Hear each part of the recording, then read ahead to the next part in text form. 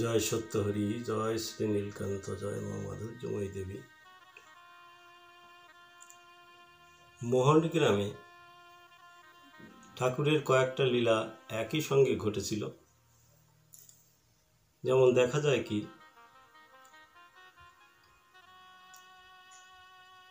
এটা একটা অলৌকিক লীলা, বিচিত্র লীলা।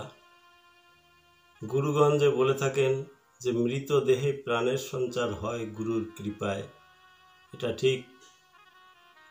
এই ঠিকের প্রমাণ আমি একটা বলবো এখন। মোহন গ্রামে কদিন ধরে ঠাকুর রয়েছেন, এ বাড়ি থেকে সে বাড়ি, সে বাড়ি থেকে আরেক বাড়ি, এইভাবে চলাফেরা করছেন।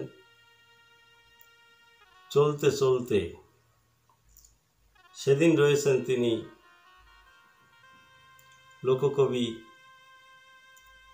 শ্রী চৈতন্য মণ্ডলের বাড়িতে। ঠাকুরের আলোচনার আসর করা হয়েছে। ঠিক সেখানে ঠাকুর আলোচনা করছেন বিভিন্ন বিষয়ে।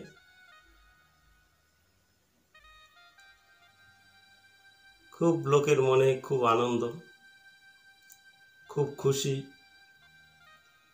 সেই আনন্দ, খুশি, উৎফুল্লিত ভাব, উৎকণ্ঠা, সব কিছুর মধ্য দিয়ে ঠাকুর কেমন যেন নীরব, নিথর, এরকম ভাবধারাও হচ্ছে। ঠাকুরের সেই বিষয়গুলি অনুধাবন করলে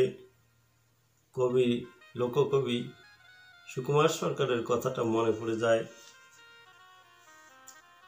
মনের কথা মুখের ভাষায় বলা নাহি যায়, মন দিয়ে মনের কথা বুঝে নিতে হয়। আমার মন ও প্রাণ দিলাম তোমায়, তুমি দিলে না। মন নিয়ে কেন তুমি মন দিলে না। খুব মর্মের কথা, মর্মান্তিক কথা।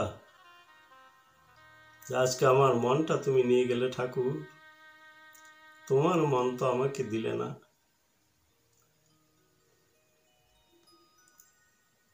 মন নিয়ে কেন তুমি মন দিলে না। দুজনের বিনিময়ে হয় প্রেম, দুটি মনের বিনিময় হয় প্রেম। তাই আমার মনটা তোমার কাছে গেল, তোমার মনটা আমার কাছে এলো না। এখানে তো প্রেম হওয়া সম্ভব না। কিন্তু আমি যে মন দিলাম এটা আমি বুঝলাম, উনি যে আমাকে মন দিলেন না এটা কি আমি বুঝলাম? বুঝলাম না। যদি প্রকৃত বিচার করা হয় তাহলে প্রভু সুন্দর যে আমার প্রতি লক্ষ্য রাখেননি, আমার প্রতি যে মন দেননি, এটা ভাবা যাবে না।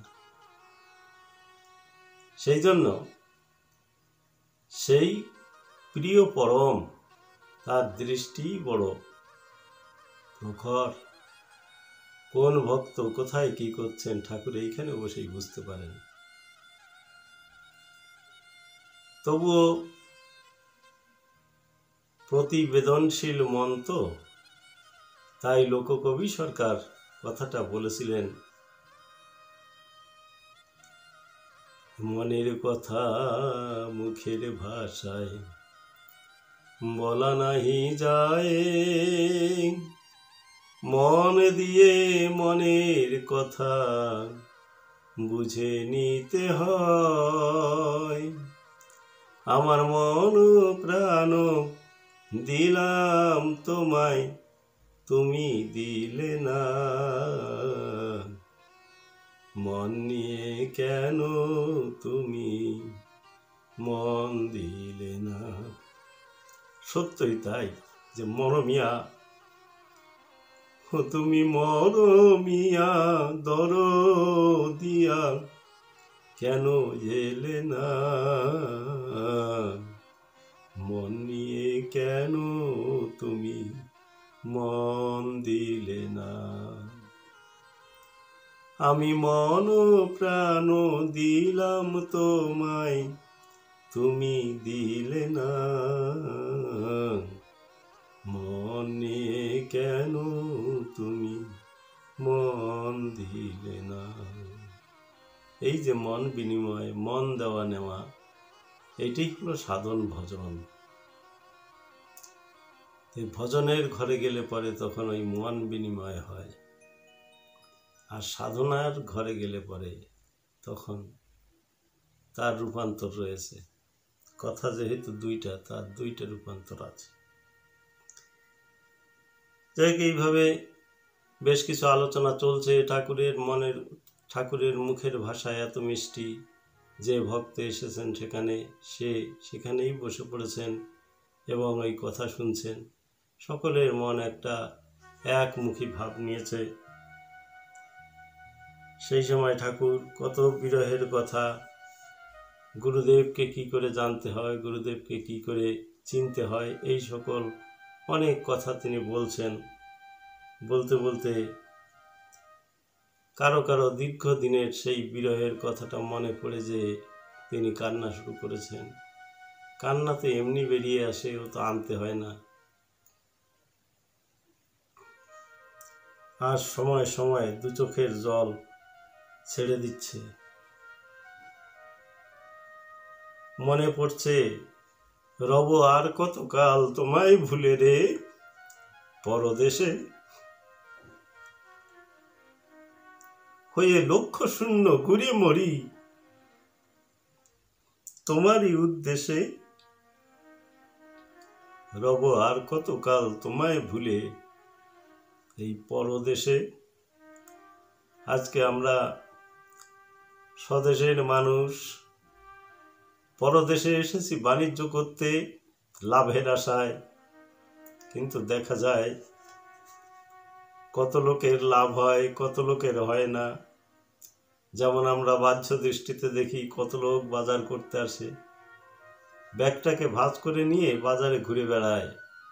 বাজারের শেষে যখন বাড়িতে যায় তখন দেখা গেল হয়তো একটা পান মুখে দিয়ে ওই ভাঁজ করা ব্যাগটা নিয়েই বাড়ি ফিরে গেল।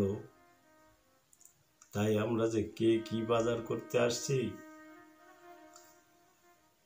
সে তো বুঝতে পারি না। ভবে কেহই করে বেচা কেনা, কেউ যায় ফিরে, রাস্তায় ধরবি যদি তারে চল মুর্শিদের বাজারে। আজকে মুর্শিদের বাজার অর্থাৎ গুরুর বাজারে যদি যাওয়া যায় তাহলে অনেক কিছু পাওয়া যায়। তাই কেউ বেচা কেনা করে আর কেউ খালি ফিরে যায়। যেমন কত লোক বেচা কেনা করে তারা ধনী হয়ে গেল, মনের আনন্দ নিয়ে তারা এপার থেকে ওপারে যাচ্ছে। আমার মতো হতভাগা যারা কানাকড়ি পর্যন্ত সংগ্রহ হয়নি, যাবার সময় তো চলে এলো।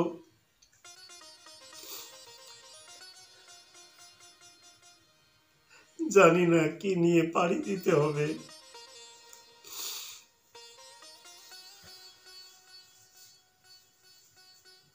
পারঘাটায় গিয়ে কি নিয়ে দাঁড়াবো, কি সম্বল আছে আমার।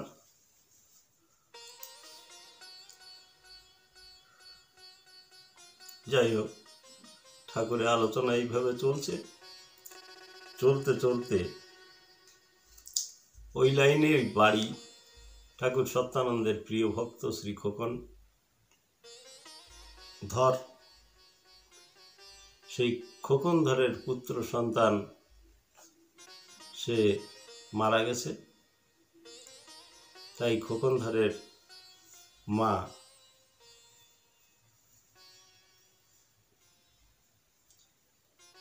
কাঁদতে কাঁদতে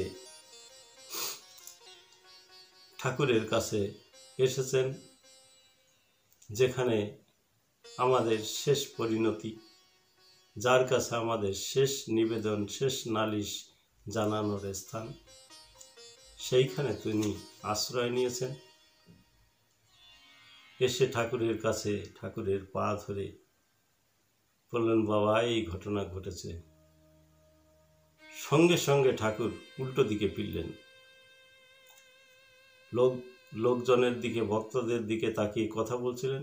এইবার ঠাকুর একদম উল্টো ফিরলেন, পৃষ্ঠ প্রদর্শন করলেন। তিনি একাগ্র মনে যেন কি একটা তোলপাড় হয়ে যাচ্ছে এরকম মনে হচ্ছে। তিনি একভাবেই বসে আছেন।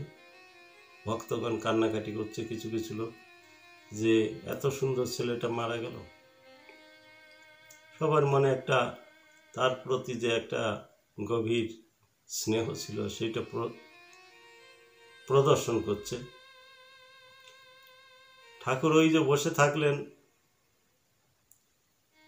প্রায় ঘন্টাখানেক বসে থাকলেন। থেকেই ফট করে আবার সামনের দিকে মুখ করলেন, বললেন যা ঠিক হয়েছে। এবার দেখা গেল কি, সেই বাচ্চা বেঁচে উঠেছে।